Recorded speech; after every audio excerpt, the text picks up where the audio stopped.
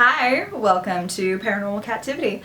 Decided to tell you guys 3 quick, short, spooky stories. Story numero uno. This one, actually, I got reminded of by one of my friends from elementary school who I found out watches my videos. Hi, Jessica. Her dad was a pastor, so they lived in the house next to the church, and the church had a cemetery, as a lot of churches do. We would have sleepovers over there a lot and do different stuff, and at one point, I believe we were having a sleepover because I know it was more than just me and her there. Jessica, correct me if I'm wrong. I don't know if it was at your house or if we were doing a sleepover at the church that night.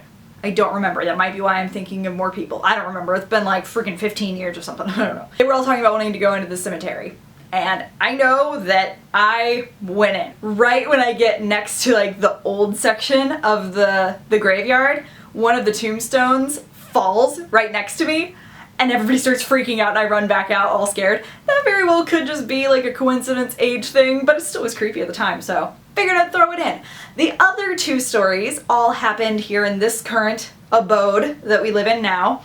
One of them was, I want to say last year, possibly the year before. We were cleaning downstairs, and after we had cleaned, we were coming upstairs to hang out and go to bed and whatever, so we were coming upstairs and we heard this dink. And I'm like, what the heck is that? And he's like, I don't know. So I go downstairs. We had just cleaned. Everything was clean. Every surface was empty. Clean. Okay? In the middle of my counter, which I have like a bar counter in the kitchen, in the middle of the bar is an object. It's either a pocket watch or one of my necklaces that looks like a pocket watch. I don't remember right now, but it was either my necklace that looks like a pocket watch or an actual pocket watch. But it was right smack in the freaking middle of the bar, and we had just cleaned it. There was nothing on there. And so I went back up and told Alex, and he was like, what? I'm like, yeah, and he goes, but I put that in the charging station, which is at the end of the bar, all the way at the end. And I'm like, well, whatever's here wanted to move it and say hi, so. And then the other story happened technically this morning. Last night for me, because I was asleep, but Alex was up, and he said in the middle of the night, which our dog kind of chills on our landing upstairs, and upstairs we have the bedroom, the office, and the bathroom, so like he has like the whole area in between for himself. And in the middle of the night, he said that he heard the dog kind of whining and then pushing his body up against the door, like the scrapey sound of the dog putting his weight against the door. And he looked up, and along the door frame of the office in here, he saw a light, and he said it was like a light anomaly by itself along the door frame, and it was just really bright white, and then it went away, like it streaked through and out, and it was just gone.